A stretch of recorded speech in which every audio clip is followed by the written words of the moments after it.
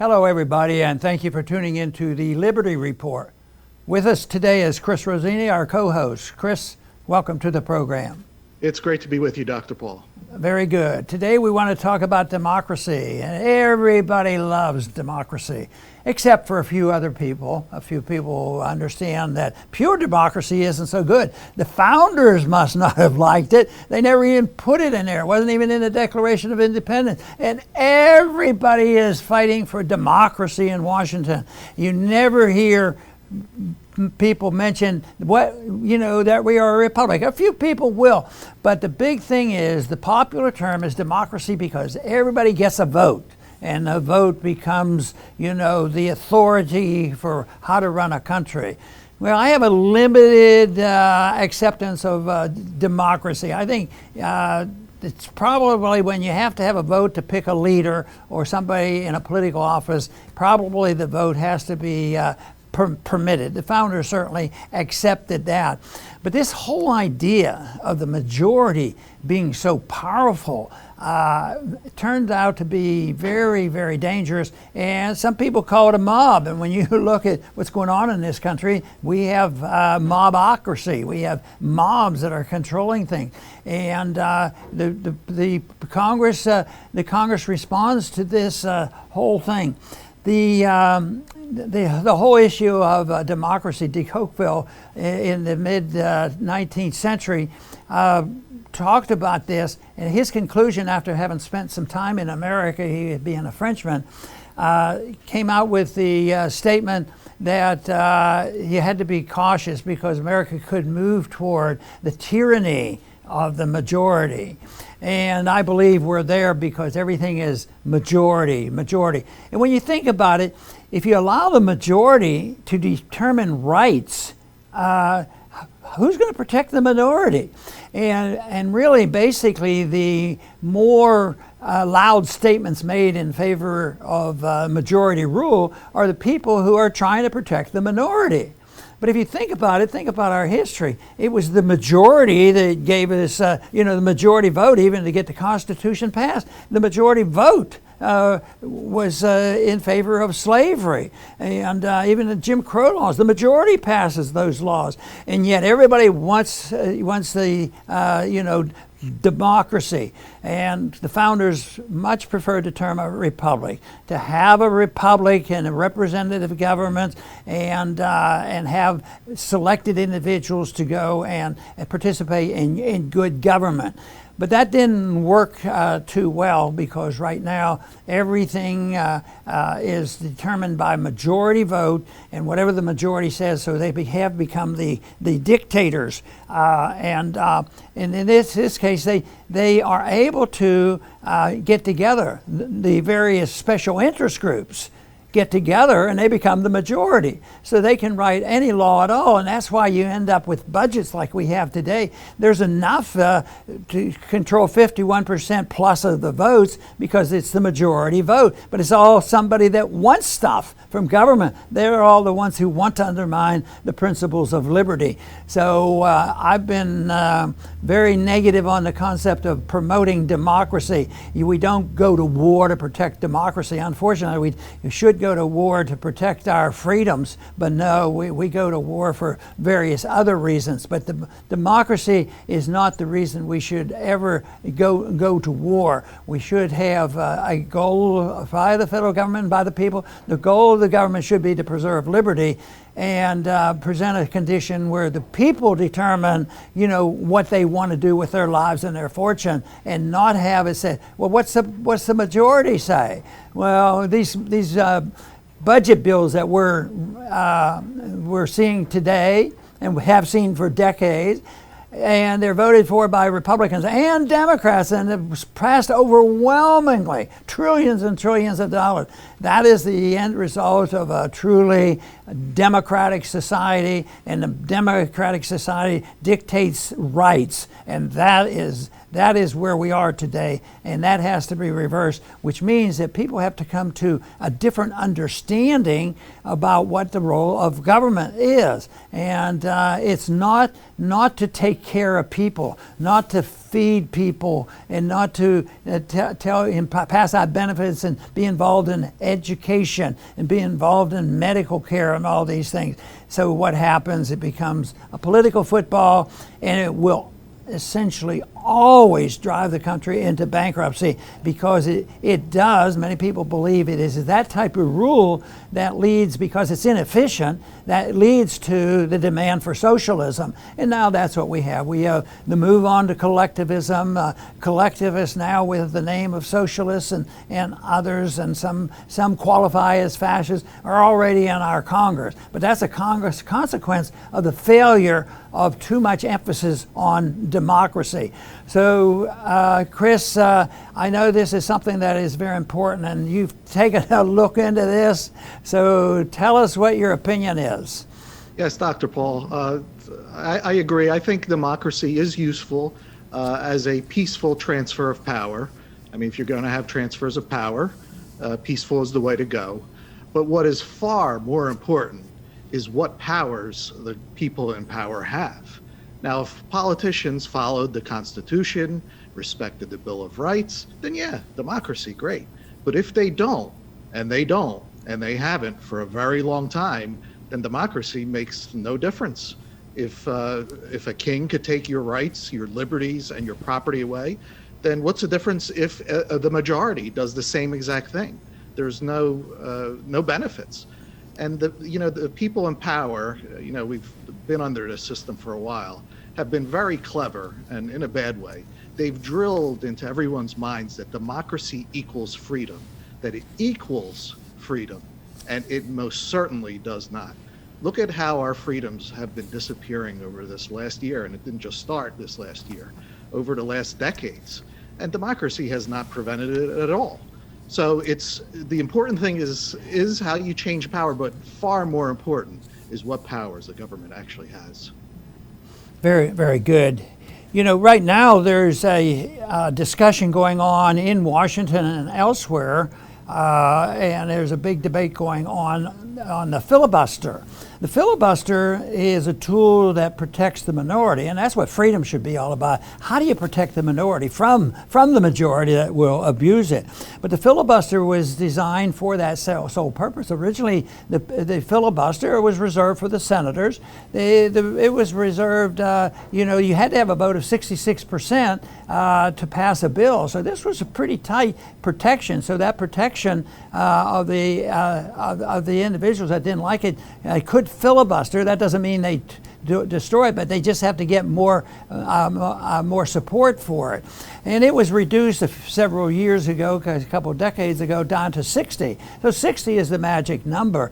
And of course, that's too much trouble, and the Democrats right now want to get rid of it. Well, even politically speaking, if they do, it'll backfire on them, because they're not always going to be in charge. So if they want to get things through faster under these conditions today, with denying to the minority the right to filibuster, it will be denied to them, because they did that when it came to court justices, and eventually it backfired on them and hurt them. But still, they want to get rid of the filibuster, and they would argue that they are the true Democrats, because we want just majority rule. We don't want a minority interfering. But if you think that the purpose of government is to protect the minority against the majority, then you understand this. But the founders did other things to try to protect the republic and the limited government and keep the mob from taking over. For instance, why does a state like Wyoming have 2 senators and Texas has 2 senators? That's not fair to Texas. We should have 10 senators. of course, the way they balanced that was to give more House of Representatives for a larger state. But no, the 2 senators representing the states, because originally it was thought they wouldn't be elected under general election. They would be sent here by the state legislatures. They would send the senators here for the purpose of protecting the rights of the state. And that was the idea of representative government. And right now, certainly this last election was a real battle on who was really, controlling the vote in the Electoral College. The Electoral College, is such that every state gets a vote. But if you did not have an Electoral College, you could take 10 states, and with a little bit of ambitious vote counting or campaign efforts in big cities like New York, you could take over 10 states and 10 electoral votes. But so the Electoral College was sort of an anti-pure democracy vote, and every election there's talk about getting rid of that Electoral College, but it's a protected minority. How else would a state join the Union if they didn't have representation of essence, in the Senate? So that was their compromise on this, and more that you would have more Electoral College members from the larger states, but the smaller states would still have electors go there. And the whole idea of 2 senators, this is certainly anti-pure democracy. Once again, the little states have 2 senators, and big states have 2 senators.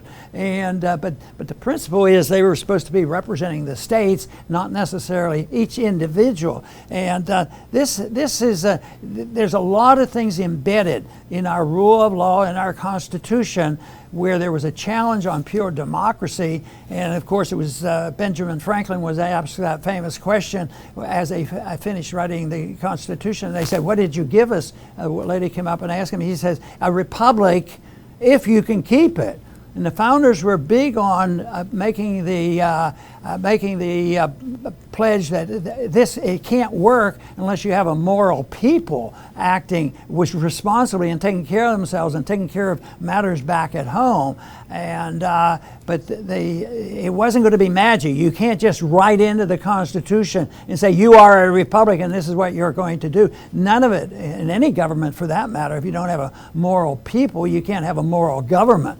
And certainly it has been undermined, over the many years. So it's something that was part of the tradition, but it is being challenged. And I think it's safe to say that we've moved more to mobocracy because the mob, the majority, are coming together. And it's so powerful now that there's a lot of Democrats and Republicans working very well together, spending that money, and that is not a positive movement. That is, they say, well, that's more democratic. It's much more democratic to have this system, but if you look at it, it serves a special interest, and it undermines the minority rights of the individuals that would like to just have their freedom and take care of themselves. And some smaller states are more inclined to do that than the larger states, and you can see the difference between what happened with the coronavirus from, say, New York and California versus South Dakota. There's quite a bit of difference, and that difference is beneficial. But they would, the pure majoritarian, the movement toward democracy would demand that no, count every vote. Every one vote is a simple. We don't like this idea of a republic, and yet that argument continues. Chris? Yes, Dr. Paul. And since politicians today do not follow the Constitution, the Bill of Rights, what democracy means today is a license to steal. And I like to think of it like a rental property. I speak to people that are real estate agents, and they deal with rental homes. And they've told me, I've heard so many stories about when a renter moves out, the mess they leave behind, because it's not theirs. They use it and they leave. And they could be perfectly wonderful people. It's just the incentive structure. When it's not yours, subconsciously somehow, you're just not going to be as careful as if it is your property. And this is how it is with politicians today. They have a certain amount of years, let's say at least 4 years, to come in, grab whatever they want, use the place up for themselves, their friends, make them all rich, and then they end up leaving. And look at Joe Biden. He comes in, he's signing executive orders, go, go, go. You got to squeeze everything you can into those 4 years. And they get into reckless, unwinnable wars, $28 trillion in debt. And after your term is over, you leave. Your name is off of it. The problems that you created are not yours. You're not accountable for anything. Let the next guy worry about it. Let the taxpayers worry about it. And this is why our founders, they didn't put the word democracy in the Articles of Confederation, in the Constitution, in the Declaration of Independence. They understood what happens when you create a completely unsustainable democratic system. Very good. You know, there is one form of democracy that I really like, and that's a free market democracy. And there's voting there, but it's different than the conventional understanding of how voting occurs. In free market voting, that means what is measured and what determines events will be how people spend their money, how the consumer spends their money, and that every penny is a vote. So if you spend money in a certain way and the people decide to support product A versus product B, they're voting. They send the money to product A because they like it, as long as it's free market and no subsidies in government, this sort of thing. So if the people vote for product A and say, well, this is a better product, it supports it, and that company is going to thrive. But it helps it helps to decide what wages would be. If there's not a good income by providing a good product, you can't give out the wages. But when they're very efficient, wages go up, profits go up, the value of the company goes up, and it's a very, very important symbol. This will tell people which companies will fail. Today, though, frequently when there's a crisis, the better company will get taxed and penalized, and the company that's not working so well and didn't do so well and didn't have any income because their product wasn't so good, and the people voted them out. And they say, well, we're not buying their products, we don't like it, because we made the choice to go over here. So the governments come in and they subsidize the bad companies that are inefficient, and then they go out and they sometimes will do this, and then the good companies have a much tougher time because the opposition gets the benefit. But no, the democracy in the marketplace is very, very valuable, and prices are determined that way. Of course, this is the assumption that the government wouldn't be involved in subsidizing, giving contracts, having inflation, and manipulating interest rates, and giving small business loans and doing all that mischief. But if it's left to the market is going to sort it all out and vote which companies will survive, what the value of the company will be, what the wages will be, and what the value of the company will be. And that kind of democracy, I think we should encourage. Right, Dr. Paul. I will finish up now. Earlier, I pointed out that democracy, it is said that democracy equals freedom, and no, it does not. And here's another slogan that the powerful have drilled into people's minds, and they believe it, and that is, we are the government. And no, we are not. You know, if you look over this last year, you didn't lock yourself in your own home, or if you lost your job, you didn't do that to yourself. You didn't force yourself to wear a mask. This was done to you by someone else. And when we're taxed and we hand over the money, our hard-earned money, to politicians, and they go and waste it and go give it to the companies and their friends. You know, this robbery is done to us. We are not the government.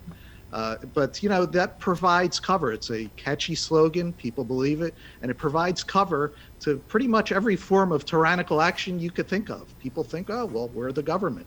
We owe $28 trillion to ourselves. No, we don't. It's nonsense. We're individually sovereign individuals, human beings. We are here to pursue our own happiness as long as we don't harm other people while we're doing it. And we're not means to someone else's ends. We choose our own ends. And government's proper role, and hopefully we try to drill this as best as we can is to protect that freedom. And that's it. And to punish people that decide to use force against others to pursue their happiness. But once government goes beyond that, and it really doesn't matter if it's democracy, theocracy, any type of government you could imagine. Once it goes beyond that, then it's the primary source of harm, and civilization begins to unravel. Very good. You know, I'm gonna finish with quoting Goring, Hermann Goring, who was interviewed when he was being tried at Nuremberg. And the reason I'm doing this is he was interviewed. It's a very interesting interview that he had as he was waiting on the trial before he committed suicide. And the question that the reporter asked him was, how was it possible to get the majority to go along with this war? How did the German people do this? Why did they do this? And that's a frequently asked question of why do countries go along with it? And it can be asked about why does the large majority of our people go along with some really nonsense? Why did the majority of the American people go along with what we did in Vietnam? So Goring answered this question, and I think it's significant. It's a frequently quoted thing that he said, and I want to read a little bit of that because it really tells you the psychology of getting the majority to go along. And that doesn't really represent what the people believe, but it represents, a psychological event that is very important. But Goring was asked, how was it possible to build and sustain public support for the war effort? And Goring responds. He says, "Of course, it was easy. The people don't want war. Why would some poor slob on a farm want to risk his life in a war when the best thing that he can get out of it is to come back to his farm in one piece? Naturally, the common people don't want war, neither in Russia, nor England, nor in America, nor for that matter in Germany. That is understood. But after all, it is the leaders of the country who determine the policy. And it's always a simple matter to drag the people along, whether it's in a democracy or a fascist dictator or a parliament or a communist dictatorship." He said, it's not a problem. I'll just get the majority to get them behind it. He says, that's all well and good, but he says, but the voice or no voice, the people can always be brought to bidding of the leaders. That is easy.